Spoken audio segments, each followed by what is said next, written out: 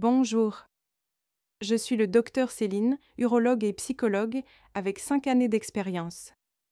Avez-vous plus de 60 ans et vous réveillez-vous plusieurs fois, pendant la journée et la nuit, pour aller aux toilettes? Ce n'est pas seulement une partie gênante du vieillissement.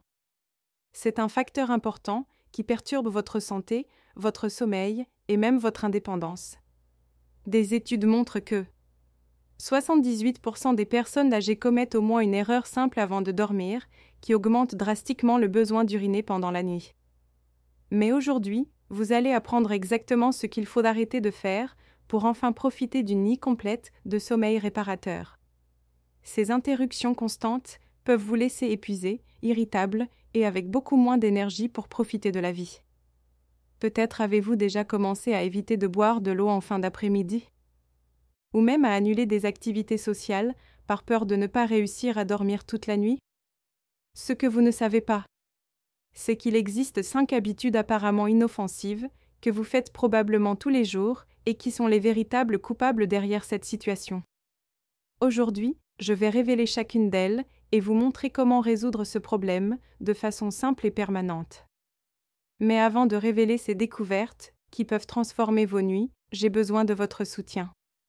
Cliquez sur le bouton « J'aime » si vous vous souciez de votre qualité de vie et si vous voulez vous réveiller reposé chaque jour. Abonnez-vous pour ne manquer aucune découverte pouvant changer votre routine de sommeil pour toujours. Et commentez ci-dessous combien de fois par nuit vous devez vous lever pour uriner. Votre participation nous motive à continuer, à rechercher et à partager des informations qui font vraiment la différence dans la vie de milliers de personnes. Beaucoup de gens ne comprennent pas que se réveiller plusieurs fois la nuit pour uriner, ce que l'on appelle médicalement la nicturie, n'est pas seulement un inconvénient naturel du vieillissement. C'est le signe qu'il existe un déséquilibre dans votre routine. Et ce déséquilibre peut avoir des conséquences bien plus graves que vous ne l'imaginez. Les recherches médicales montrent que le sommeil fragmenté causé par la nicturie est directement lié à un risque accru de chute nocturne, de problèmes cardiovasculaires, de détérioration cognitive et même de dépression chez les personnes âgées. Lorsque vous êtes obligé de vous lever plusieurs fois par nuit, votre corps n'atteint jamais les phases les plus profondes du sommeil. En particulier, le sommeil paradoxal, qui est le moment où se produisent la consolidation de la mémoire et la réparation cellulaire. Cela signifie que, non seulement vous vous réveillez fatigué, mais en plus, vous privez votre corps des processus de guérison et de régénération qui se déroulent uniquement pendant le sommeil profond. Avec le temps, cette privation chronique peut accélérer le vieillissement, affaiblir votre système immunitaire et diminuer votre capacité de concentration et de prise de décision. Mais voici la bonne nouvelle qui va changer votre perspective. Dans la grande majorité des cas, la nicturie chez les personnes âgées n'est pas causée par des maladies complexes. Elle provient d'habitudes spécifiques qui peuvent être facilement corrigées. Au cours de décennies de recherche, en médecine du sommeil et en urologie gériatrique, nous avons identifié 5 comportements. Et lorsqu'ils sont éliminés, ils peuvent réduire drastiquement, voire éliminer complètement, la nécessité de se réveiller pour uriner la nuit. La stratégie que je vais partager est basée sur des preuves scientifiques solides et elle a été testée par des milliers de personnes avec des résultats extraordinaires. Habitude numéro 1, ne pas boire de liquide dans les 3 heures avant de dormir. Vous pourriez penser que c'est évident, mais la vérité est bien plus complexe et surprenante. La plupart des gens font l'erreur de ne restreindre que l'eau avant de dormir, mais ils continuent à consommer des aliments et des boissons qui contiennent des liquides cachés, encore plus problématiques pour le sommeil nocturne. Ce qui se passe dans votre corps est fascinant. Lorsque vous consommez des liquides 3 heures avant de dormir, vos reins continuent de traiter ces fluides exactement au moment où ils devraient diminuer la production d'urine. En plus, beaucoup de personnes âgées ne réalisent pas que les soupes, les fruits riches en eau, comme la pastèque ou le melon, les boissons chaudes comme les tisanes et même certains médicaments contiennent des quantités importantes de liquide qui s'accumulent dans la vessie pendant la nuit. Considérez l'histoire inspirante de Marie, une femme de 61 ans vivant à Phoenix, en Arizona. Pendant des années, elle se réveillait 4 à 5 fois par nuit pour uriner. Elle a tout essayé, réduire l'eau, prendre des médicaments et même envisagé une chirurgie. Marie m'a confié qu'elle était désespérée. Mon sommeil était détruit et je me sentais prisonnière de ma propre vessie. C'est alors qu'elle a découvert que sa tasse de tisane de camomille avant de dormir et son bol de soupe au dîner contribuaient bien plus au problème qu'elle ne l'imaginait. Après avoir appliqué la stratégie complète que je vais vous enseigner, Marie a réussi à réduire ses allées aux toilettes à une seule fois par nuit en seulement 2 semaines. Les bénéfices de corriger cette habitude vont bien au-delà du simple fait de mieux dormir. Lorsque vous cessez de surcharger vos reins avant de dormir, votre corps peut produire naturellement davantage de vasopressine. C'est une hormone qui concentre l'urine et réduit sa production pendant la nuit. Cela signifie que, non seulement vous urinez beaucoup moins, mais vous bénéficiez aussi d'un sommeil plus profond et véritablement réparateur. Vous vous réveillez plus reposé et vous avez plus d'énergie pendant la journée pour les activités qui comptent vraiment. Pour mettre en œuvre ce changement de manière pratique et durable, fixez-vous un véritable couvre-feu pour les liquides. 3 heures avant votre heure habituelle de coucher. Par exemple, si vous allez dormir à 21 heures, cessez de consommer tout type de liquide dès 18 heures. Et cela inclut l'eau, le thé, le café, les jus, les soupes, les fruits riches en eau comme la pastèque. Et même les esquimaux glacés. Pour les personnes à mobilité réduite, je recommande de préparer une petite quantité d'eau à côté du lit. Uniquement pour les urgences ou pour prendre des médicaments essentiels. Si vous êtes diabétique ou si vous prenez des médicaments qui causent une forte soif, parlez à votre médecin de solutions alternatives. Ainsi, vous pourrez ajuster votre routine d'hydratation en concentrant l'apport de liquide aux premières heures de la journée. Margaret m'a dit, quelques mois plus tard, « Je n'arrive pas à croire qu'un changement aussi simple ait pu transformer ma vie. Je dors de nouveau, comme lorsque j'avais 50 ans, et mon énergie pendant la journée a littéralement triplé. Mes petits-enfants sont émerveillés par ma nouvelle vitalité. » Habitude numéro 2, dîner trop tard et consommer des aliments diurétiques. C'est une erreur commise par 85% des personnes âgées sans même s'en rendre compte. Et pourtant, cela sabote leur propre sommeil. L'horaire des repas et le type précis d'aliments que vous consommez l'après-midi, et surtout le soir, ont un impact direct et puissant sur la fréquence à laquelle vous devez uriner pendant la nuit. Lorsque vous dînez très près de l'heure du coucher, et en particulier si votre repas contient des aliments aux propriétés diurétiques naturelles, vous programmez littéralement votre vessie à se remplir pendant la nuit. Des aliments comme la tomate, le concombre, l'ananas, l'asperge, la pastèque, le café, le thé vert, le chocolat, et même certaines herbes, comme le persil et la coriandre, contiennent des composés qui stimulent fortement la production d'urine. Le problème est aggravé par un paradoxe, car beaucoup de ces aliments sont considérés comme sains. Alors les gens les consomment sans réaliser qu'ils déclenchent un cycle vicieux de nicturie. La science derrière cela est fascinante. Votre système digestif a besoin de 3 à 4 heures pour digérer complètement un repas. Et lorsque vous êtes allongé, ce processus ralentit encore. Résultat, les composés diurétiques de vos aliments circulent plus longtemps dans votre organisme et prolongent leurs effets directement sur vos reins. De plus, les aliments riches en sodium, que beaucoup de personnes âgées consomment en excès, font que le corps retient l'eau pendant la journée et la libère exactement quand vous devriez dormir. Laissez-moi vous raconter l'histoire transformatrice de Robert, un retraité de 68 ans vivant à Tampa, en Floride. C'était un véritable noctambule lorsqu'il s'agissait de manger. Robert avait l'habitude de dîner vers 20 heures et de prendre une collation tardive vers 21h30, souvent composée de tomates fraîches, de concombres et d'un thé vert pour faciliter la digestion. Il m'a confié, je me réveillais religieusement entre 3h et 5h30 du matin pour uriner.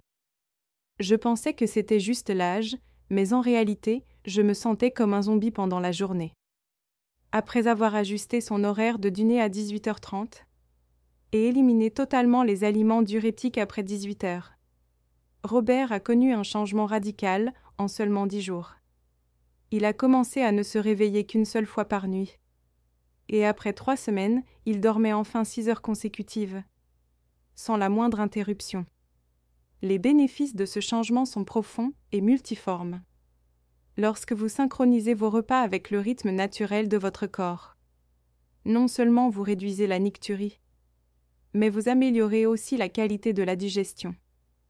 Vous réduisez le reflux gastro-œsophagien qui perturbe le sommeil. Et vous permettez à votre métabolisme de fonctionner plus efficacement pendant la nuit. Beaucoup de personnes rapportent également une diminution du gonflement matinal et une sensation de légèreté et d'énergie dès le réveil.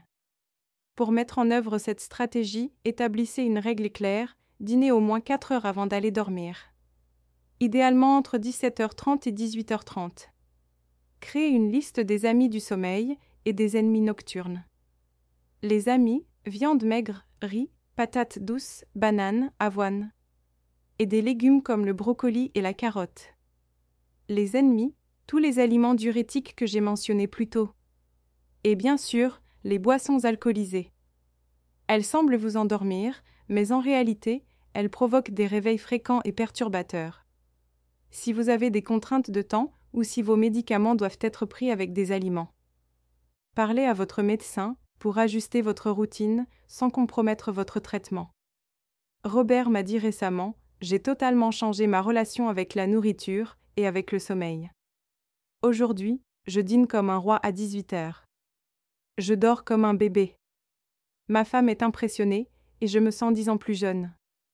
Habitude numéro 3, aller aux toilettes par précaution avant de dormir. Cette habitude peut sembler une stratégie intelligente, mais en réalité, c'est l'un des pièges les plus dangereux, qui maintiennent les personnes âgées prisonnières du cycle de la nicturie. Lorsque vous allez aux toilettes par précaution, avant de dormir, même quand vous ne ressentez pas de besoin réel, vous entraînez votre vessie à fonctionner avec de plus petits volumes. Et vous créez un schéma qui se perpétue toute la nuit. La plupart des gens ne réalisent pas que la vessie est un muscle extrêmement adaptable. Elle apprend de vos comportements répétitifs. Lorsque vous la videz constamment avant qu'elle ne soit réellement pleine, vous enseignez littéralement à votre vessie qu'elle n'a pas besoin de s'étendre pour stocker l'urine efficacement. Avec le temps, cela réduit significativement sa capacité fonctionnelle. Et cela la pousse à envoyer des signaux urgents, même lorsqu'elle contient de petites quantités d'urine. Résultat, une fausse sensation d'urgence qui interrompt votre sommeil sans nécessité physiologique réelle.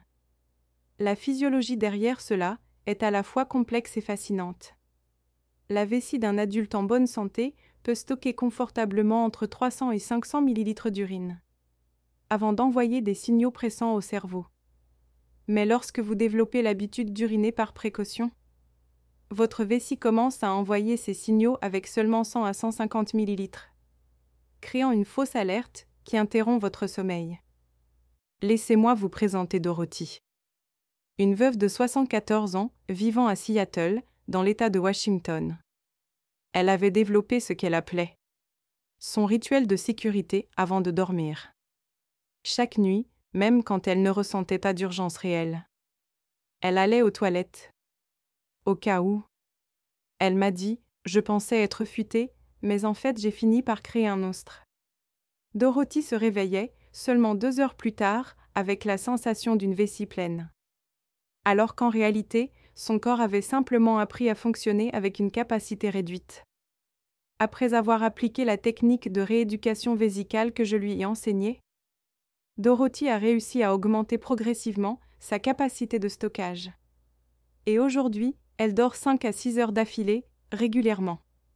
Les bénéfices de briser ce cycle sont extraordinaires et se manifestent rapidement. Lorsque vous permettez à votre vessie de retrouver sa capacité naturelle, non seulement vous réduisez drastiquement la nicturie, mais vous retrouvez aussi la confiance dans le contrôle de votre corps. Vous diminuez l'anxiété liée au sommeil et vous améliorez significativement la qualité de votre repos nocturne. Beaucoup de personnes rapportent également un sentiment renouvelé d'autonomie et une impression de liberté retrouvée sur leur propre corps. Pour mettre en œuvre ce changement de manière sûre et efficace, commencez par appliquer la règle du besoin réel. N'utilisez les toilettes avant de dormir que si vous sentez vraiment un besoin clair et sans équivoque.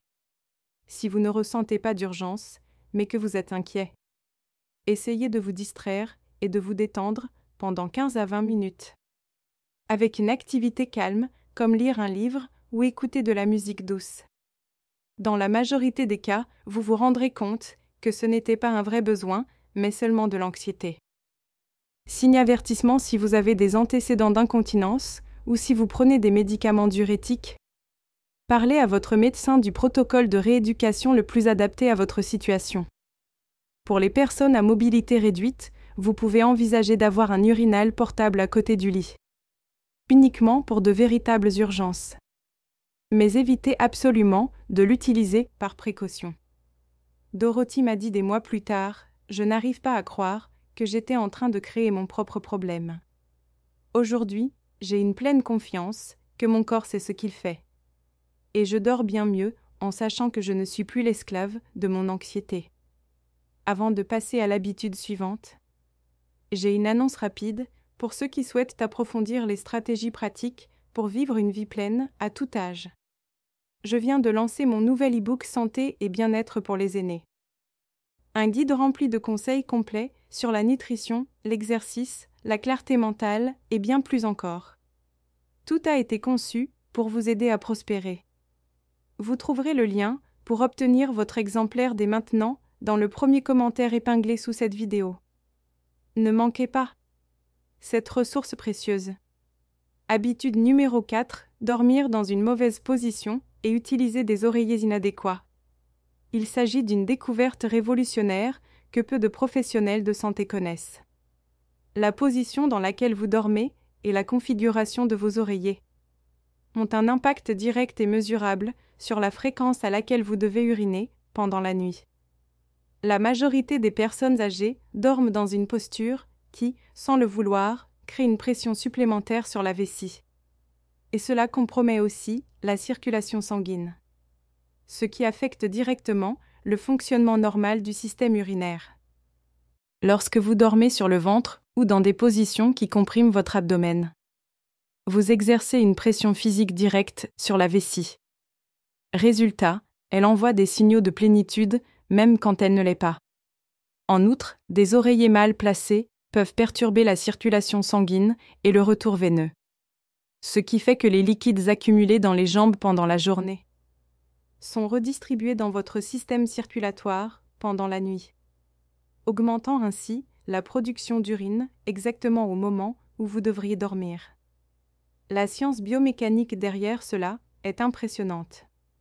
Dormir sur le côté, avec un oreiller entre les jambes et en maintenant la colonne bien alignée, permet à la vessie de retrouver sa position naturelle sans pression externe. De plus, cette position améliore le retour veineux. Résultat, moins d'accumulation de liquide qui devrait sinon être éliminé pendant la nuit. Des études récentes montrent que les personnes qui dorment dans la bonne position peuvent réduire la nicturie jusqu'à 40% simplement avec ce changement. Permettez-moi de partager l'histoire inspirante de Frank, un ancien militaire de 61 ans vivant à Denver, dans le Colorado. Frank m'a dit « J'ai servi dans l'armée pendant 30 ans et j'ai toujours dormi sur le ventre. Je trouvais cela plus confortable. Jamais je n'aurais imaginé que ma position de sommeil pouvait être la cause de mes problèmes nocturnes. » Frank se réveillait constamment, 3 fois par nuit. Et il envisageait sérieusement de consulter un urologue pour vérifier un éventuel problème de prostate. Mais après avoir découvert la connexion entre la position de sommeil et la nicturie, il a décidé de faire la transition vers le sommeil sur le côté, avec un oreiller placé entre les jambes pour soutenir l'alignement de la colonne. En seulement 2 semaines, il a réduit ses allées aux toilettes à 1 ou 2 fois par nuit. Et après 1 mois, certaines nuits, il dormait complètement sans aucune interruption. Les bénéfices de cette correction posturale vont bien au-delà de la réduction de la nicturie. Dormir dans la bonne position réduit aussi les douleurs dorsales, améliore la respiration nocturne, diminue les ronflements et permet à la colonne vertébrale de s'aligner naturellement. Résultat, un sommeil plus profond et beaucoup plus réparateur. Beaucoup de personnes rapportent également moins de raideur matinale et une plus grande flexibilité générale dès le réveil. Pour mettre en œuvre ce changement de manière confortable et durable, commencez par dormir sur le côté. De préférence, du côté gauche, ce qui favorise la circulation. Placez un oreiller de fermeté moyenne entre vos genoux pour maintenir l'alignement naturel de votre colonne. Utilisez aussi un oreiller adapté pour la tête, qui garde le cou en position neutre, ni trop haut, ni trop bas. Si vous avez toujours dormi sur le ventre, faites la transition progressivement. Commencez par vous incliner légèrement sur le côté et utilisez des oreillers de soutien jusqu'à ce que cette nouvelle position devienne naturelle. Pour les personnes souffrant d'arthrite ou de douleurs articulaires, il existe des oreillers ergonomiques spéciaux et des coussins de soutien qui rendent cette adaptation beaucoup plus confortable. Signe avertissement, attention, évitez de dormir sur le dos si vous souffrez d'apnée du sommeil ou de ronflements intenses. Franck m'a confié récemment, j'ai changé quelque chose d'aussi simple que ma façon de dormir. Et j'ai l'impression d'avoir découvert un secret que personne ne m'avait jamais dit. Je dors mieux, je me réveille beaucoup moins, et même mon mal de dos s'est amélioré. J'aurais dû apprendre cela il y a des années. C'est incroyable, comme un simple changement de posture peut avoir des résultats aussi transformateurs, n'est-ce pas? Avant de passer à la prochaine révélation, je veux vous faire une demande spéciale. Si cette information vous est précieuse, montrez votre soutien en mettant un like à cette vidéo.